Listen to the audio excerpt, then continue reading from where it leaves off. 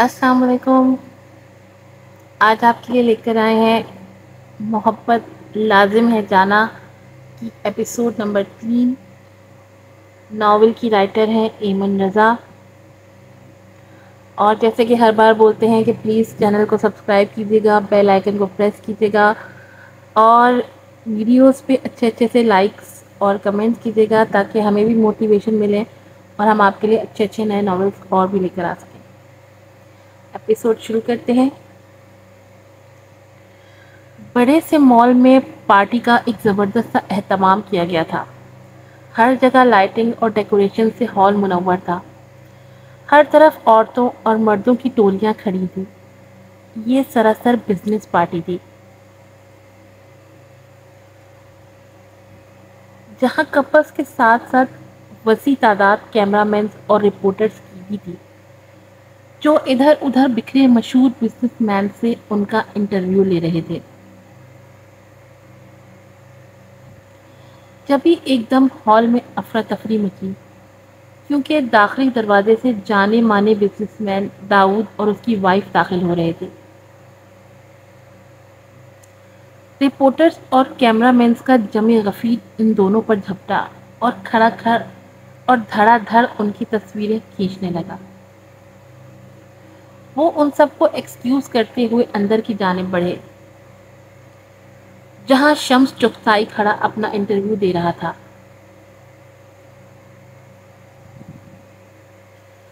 ان کو آتے دیکھ اس نے کیمرہ مین اور رپورٹرز کو فارغ کیا اور داؤد کی جانب بڑھا۔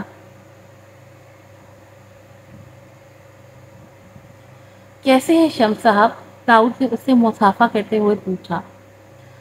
آپ کے آ جانے سے آ جاتی ہے چہرے پر رونق، لوگ سمجھتے ہیں بیمار کا حال اچھا ہے۔ اس نے ایک نظر داؤد اور ایک گہری نظر اس کے ساتھ کھڑی بیوی پر اوپر سے نیچے تک ڈالتے ہوئے کہا، جو کہ داؤد کو ضبط کے کڑے منازل پر لے گئی۔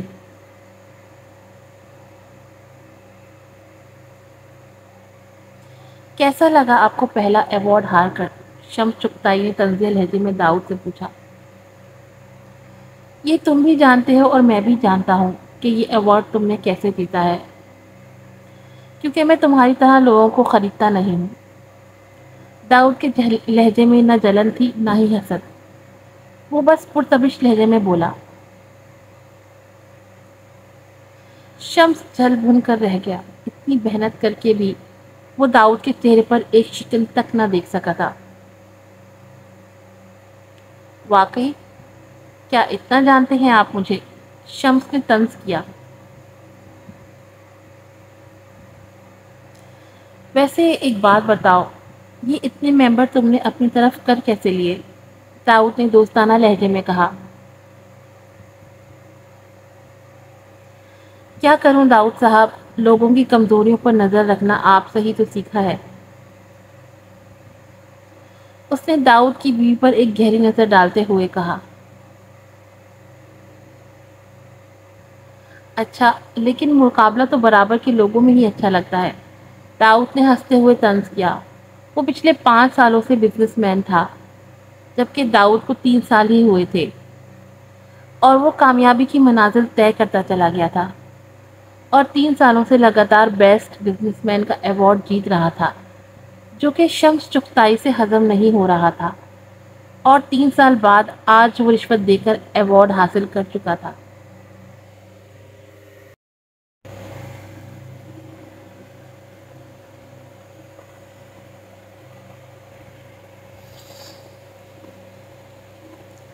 ایسا بالکل بھی نہیں داؤد صاحب، اگر مقابل شاطر اور گھاگ انسان ہو تو مقابلے کا اپنا ہی مزہ ہے۔ داؤد نے اسے گڈ لک کہا اور آگے کی جانب بڑھ دیا، جہاں اسٹیج پر اس کا نام اناؤنس ہو رہا تھا۔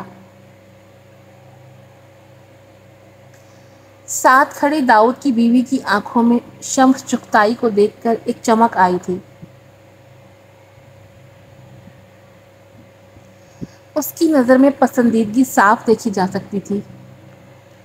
پھر وہ جتنی دیر اس پارٹی میں رہی، اس کی نظریں شمس پر ہی ٹکی رہیں۔ جب سے وہاج نے سنا تھا کہ وش نے اس کے نام کی مہندی لگائی ہے، وہ تبھی سے ان کے لاؤنج میں براجمان اس کا انتظار کر رہا تھا۔ بظاہر تو وہ چاچو اور اپنے کزنوں کے درمیان موجود تھا، مگر اس کی نظریں وش کو تلاش کر رہی تھیں۔ مگر اس ظالم نے اپنی ایک جھلک بھی نہیں دکھائی تھی۔ اس کی بےتاب نظریں ادھر ادھر اسے تلاش کرتی مگر ناکام لوٹ آتی۔ آخر چاچو کو اس پر رحم آ ہی گیا اور بولے،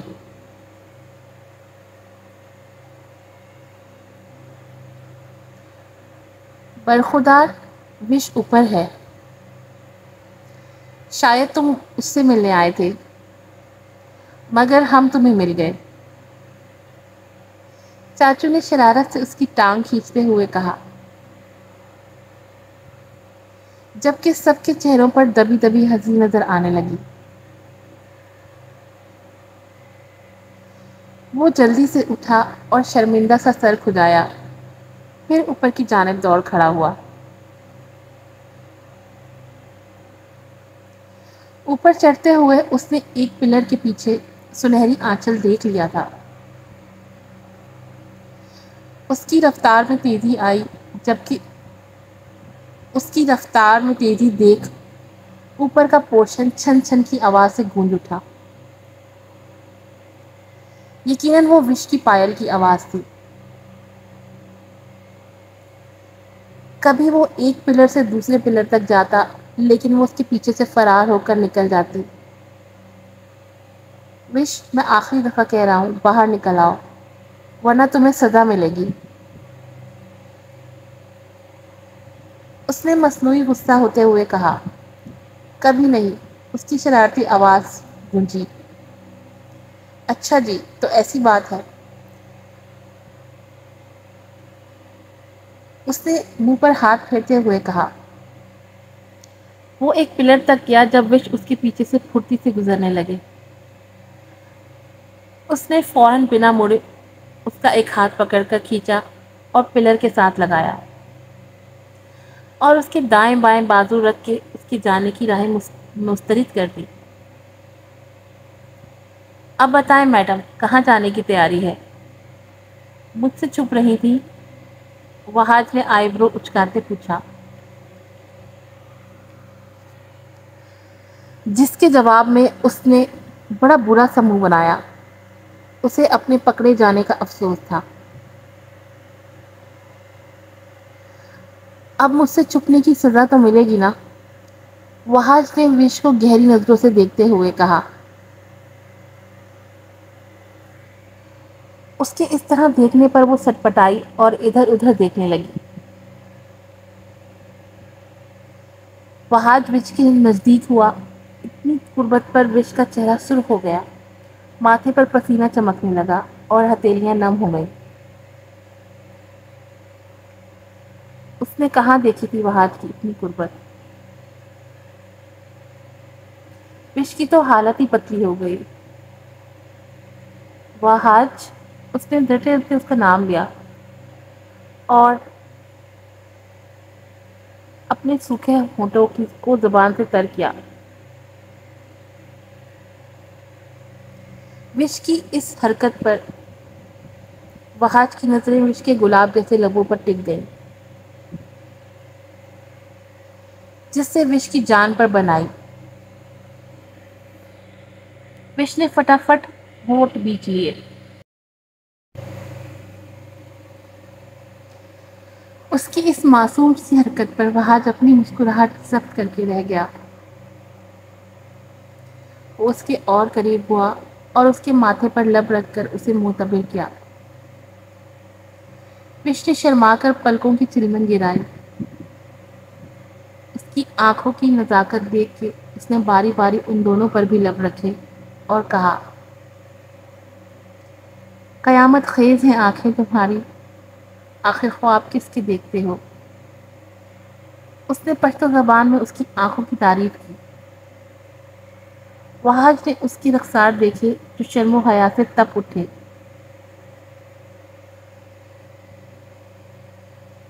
اور ان کو باری باری چوما۔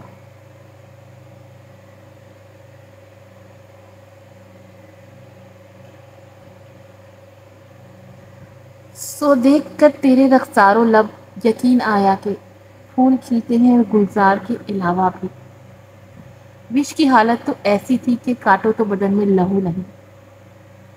وہ کھڑی بھی بہاج کے سہارے تھی، اگر وہ چھوڑتا تو یقیناً گر جاتی۔ اس کا چہرہ لہو چھلکانے کو ہوا تھا۔ اب بہاج کی نظریں اس کے سرخ ہونٹوں پر تھیں۔ اب اس کا ضبط جواب دے گیا تھا اور اس نے نرمی سے اس کی لبوں کی نرماہٹ کو سمیٹا۔ وش نے اس کے کالر کو جکڑ لیا۔ کچھ دیر بعد جب بہاج نے اس کی جان بخشی کی تو وہ گہرے گہرے سانس بھرنے لگی۔ بہاج نے اس کی مہندی سے بھرے دونوں ہاتھ پکڑے اور اپنے نام کی مہندی پر لب رکھی اور ان کو اپنے سینے پر رکھا۔ تم دنیا کا انمول تحفہ ہو میرے لیے۔ اگر کوئی مجھ سے پوچھے کہ زندگی کیا ہے تو بلا توقف کہوں گا، وش، میرے دل کی دھڑکن۔ وش کا دل کیا کہ وقت یہیں تھم جائے، جہاں اس کی اور بہاج کے علاوہ کوئی نہ ہو، مگر وقت تھوڑی نہ کسی کے لیے رکا ہے جو اس کے لیے رکتا۔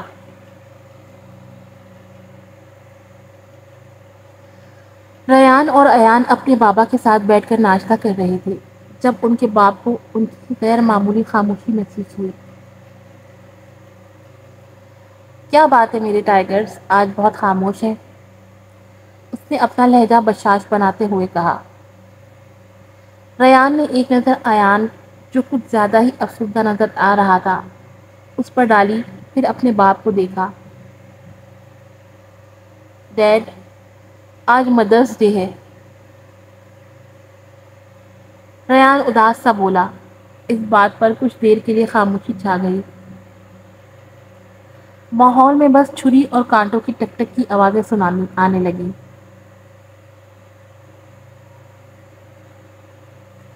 جب اس کے باپ نے خاموشی کو توڑا اور کہا، آج ہم لوگ فن لینڈ جائیں گے، اس نے اپنے بچوں کو خوش کرنے کے لیے کہا۔ ڈیڈ، ہماری مما کیوں نہیں ہے؟ ایان نے روتے ہوئے دریافت کیا۔ اس کا معصوم سا چہرہ رونے کی وجہ سے سرخ ہو گیا تھا۔ اس کی بات پر اس کے باپ نے ضبط سے لب کھینچے۔ بچوں، میں آپ کو کتنی دفعہ سمجھاؤں، آپ کی کوئی ماما نہیں، جو تھی وہ آپ کو چھوڑ کر چلی گئی، اور آج کے بعد میں اس بارے میں کوئی بات نہیں سننا چاہتا۔ اس نے تھوڑے سخت لہجے میں کہا اور ناشتہ چھوڑ کے اٹھ گیا۔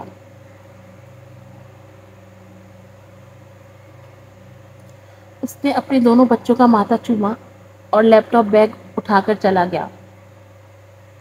میں نے تمہیں کہا تھا نا کہ ڈیڈ سے اس بارے میں بات نہ کیا کرو، ڈیڈ پریشان ہو جاتے ہیں۔ ریان نے ایان کو ڈپٹتے ہوئے کہا۔ وہ سوں سوں کرتا دوبارہ اپنے ناشتے میں مگن ہو گیا۔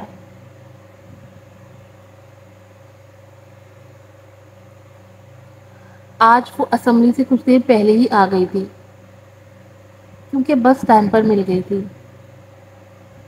وہ اسٹاف روم میں بیٹھی بچوں کے پیپر چیک کر رہی تھی جب اس کی نظر اسٹاف روم میں بنی کھڑکی سے باہر پڑی۔ یہ اسکول کا عقبی حصہ تھا جو کافی سنسان اور بڑے بڑے گھنے درختوں سے گھرا ہوا تھا۔ ایسے میں اس نے ایان کو یہاں بیٹھے دیکھا تو اسے تعجب نے گھیر لیا۔ وہ پیپر وہیں چھوڑتے ہوئے باہر کی جانب لپکی جہاں ایان گھٹنوں میں سر دیے بیٹھا تھا۔ ایان، اس نے ایان کے پاس جا کر اسے پیار بھری آواز میں پکارا۔ جب اس نے سر اٹھایا تو وہ دیکھ کر حیران رہ گئی کہ ایان کا منہ آنسوؤں سے بھرا ہوا تھا اور چہرہ سرخ ہوا پڑا تھا اور آنکھیں ظلم کی داستان بیان کر رہی تھی۔ کیا ہوا میری جان؟ وہ تڑپ کر آگے بڑھی اور اس کا منہ ہاتھوں کے پیالے میں تھام کر چوم لیا۔ کیا ہوا؟ کسی نے کچھ کہا ہے یا مارا ہے؟ مجھے بتاؤ، میں جا کر ابھی اس سے پوچھتی ہوں، اس نے غصہ ہوتے ہوئے پوچھا۔ ایان نے روتے ہوئے نفی میں سر ہلایا۔ تو پھر کیا ہوا جانو؟ ایسے کیوں رو رہا ہے میرا بچہ؟ اس نے ایان کو ساتھ لگاتے ہوئے کہا۔ آج مدرس ڈے ہے، اس نے ہچکیوں کے درمیان بیان کیا۔ تو اس لڑکی نے کچھ نہ سمجھنے والے انداز میں دیکھا۔ میری ماما، اس نے ہچکیوں میں روتے ہوئے کہا۔ اور اس لڑکی کو لمحہ نہ لگا سمجھنے میں کہ معاملہ کیا ہے۔ اس نے کس کے ایان کو گلے سے لگا لیا۔ اسے اپنا اور ایان کا دکھ سانجھا لگا جو ماں کے لیے تڑپ رہا تھا۔ اس نے پیار سے ایان کو سمجھایا۔ ایان، پتہ ہے جب اللہ تعالیٰ کسی کو پسند کرتا ہے تو وہ کیا کرتا ہے؟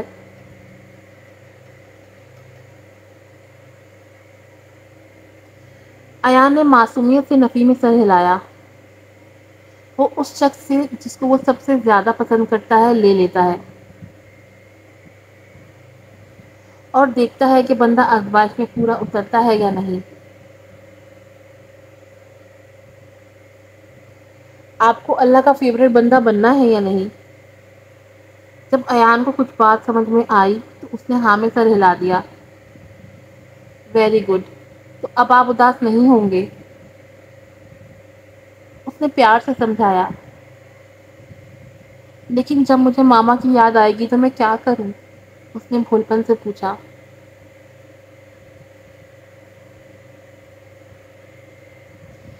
تو آپ، اس نے سوچنے والے انداز میں اپنے منہ پر انگلی رکھی جس سے ایان کو ہنسی آ گئی۔ تو آپ مجھ سے بات تو کر لینا۔ مگر میرے پاس تو آپ کا نمبر نہیں ہے، اس نے پھر سے اداس ہوتے ہوئے کہا۔ تو میں آپ کو ابھی دے دیتی ہوں، اس نے چٹکی بجاتے ہوئے کہا۔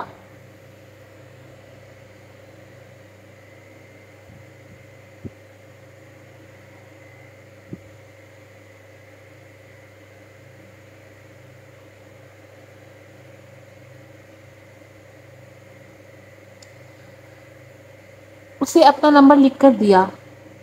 ایان نمبر پا کر ایسے خوش ہوا جیسے قارون کا خزانہ ہاتھ لگ گیا ہو۔ وہ بچہ اور اس کے ننھے خواب۔ وہ لڑکی ان بچوں سے اٹیچ ہوتی جا رہی تھی۔ اس کا اسے خود بھی علم نہ ہوا جو آگے جا کر اس کے لیے پریشانی کا باعث بننے والا تھا۔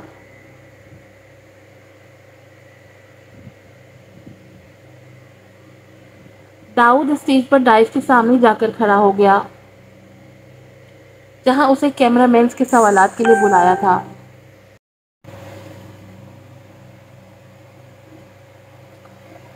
جب ایک رپورٹر نے سوالات کا آغاز کیا، داؤد صاحب، آپ یہ پروجیکٹ ہار گئے جس کی وجہ سے businessman of the year کا ایوارڈ شمس صاحب کو ملا۔ اس کے بارے میں آپ کیا کہنا چاہیں گے؟ میں شمس صاحب کو مبارکباد دینا چاہوں گا۔ داؤد صاحب، یہ ایوارڈ 3 سال سے آپ جیت رہے ہیں، اس دفعہ آپ کو نہیں ملا، اس بارے میں آپ کیا کہنا چاہیں گے؟ ایک صحافی نے سوال کیا۔ اس کے لبوں پر دلکش مسکراہٹ نے بسیرا کیا۔ میرا یہ ماننا ہے کہ جو چیز جس کی نصیب میں ہے اس کو مل کے رہتی ہے، تو یہ ایوارڈ شمس صاحب کے نصیب میں تھا۔ سر، یہ ایوارڈ آپ کو کیوں نہیں، شمس سر کو کیوں ملا؟ یہ آپ بھی جانتے ہیں اور میں بھی، اس لیے میں اس بات کو یہیں ختم کرنا چاہوں گا۔ سوالات۔ اس کے ماتھے پر ایک بھی شکن نہ تھی۔ سر، آخری سوال۔ سر، یہ گرینڈ پروجیکٹ آپ کو نہیں ملا، اس کا آپ کو کیا نقصان ہوگا؟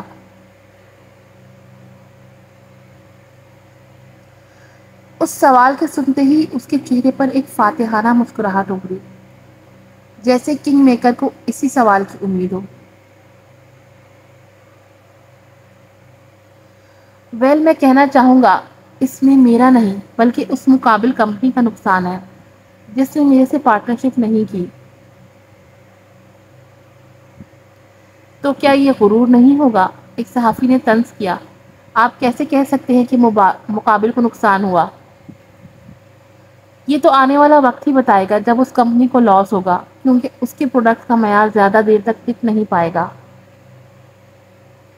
جب ان کو پتہ چلے گا کہ مواد خالص نہیں، تب تک بہت دیر ہو چکی ہوگی۔ سب نقصان میرا نہیں، سامنے والے کا ہے۔ سارے لوگ تالیاں پیٹنے لگے۔ وہ یہ کہتے ہیں کہ شکریہ ادا کر کے اسٹیج سے اترا۔ ہال میں چہمگیاں ہونا شروع ہو گئی اور وہ فاتحانہ چلتے ہوئے اپنی بیوی کے ساتھ ہال سے نکلتا چلا گیا۔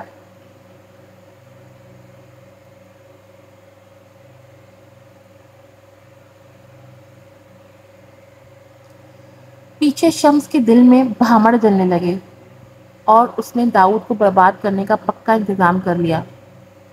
اب دیکھنا یہ تھا کہ وہ کیا چال چلتا ہے۔ وہ شام کو گھر کے سارے برتن دھو دینے کے بعد بستر پر لیٹ کر آرام کرنے ہی لگی تھی کہ بڑی بھابھی دندراتی ہوئی اندر آئیں۔ کیا اس کی زندگی میں سکون لکھا بھی تھا؟ اس نے عرش کی جانب نگاہ اٹھاتے ہوئے کہا، تمہارے بھائی تمہیں بلا رہے ہیں۔ خیریت؟ اس نے حیرت سے پوچھا، کیونکہ اسے ضرورت کے وقت ہی یاد کیا جاتا تھا۔ بیوی چل کے دیکھ لو، تمہاری نوکر نہیں میں کہ تمہیں پیغام پہنچاتی رہوں۔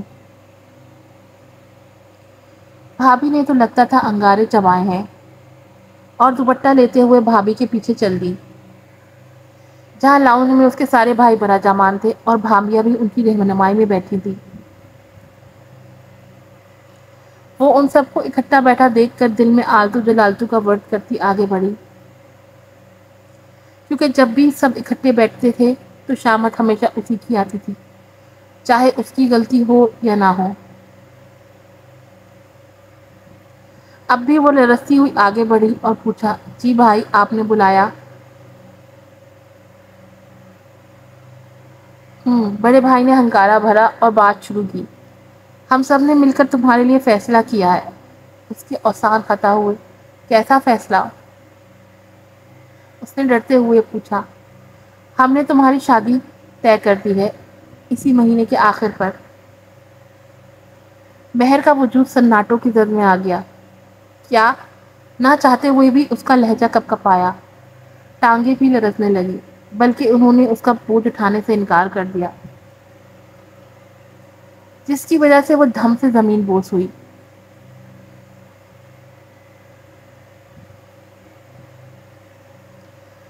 فضا میں جیسے آکسیجن کی کمی ہو گئی تھی۔ اسے سانس لینے کے باوجود بھی نہیں آ رہا تھا۔ گلے میں آنسوؤں کا گولا اٹک کر رہ گیا۔ اس میں اتنی ہمت نہیں تھی کہ اپنے آزاد کے لیے آواز اٹھا سکے۔ آخر کیوں کیا آپ سب لوگوں نے ایسا؟ آخر اس نے ہمت کر کے بول ہی دیا۔ کیوں؟ اب نہ کرتے تو تب کرتے۔ کیا ہمیشہ تمہیں گھر میں بٹھا کر رکھیں گے؟ لوگ طرح طرح کی باتیں بناتے ہیں۔ بھابھی نے ہاتھ نچا نچا کے کہا۔ مہر کا دل خون ہوا۔ یہ جانتے ہوئے بھی کہ میری شادی ہو چکی ہے۔ اس کی آواز کے بعد ہر جگہ سناٹا چھا گیا۔ کوئی کچھ بول نہ سکا۔ آج کی ایپیسوڈ کا اختتام یہیں پر ہوتا ہے، اور چینل کو سبسکرائب کیجیے گا، ویڈیو کو لائک کیجیے گا۔ آپ سے ملیں گے نیکسٹ ایپیسوڈ میں۔ السلام علیکم۔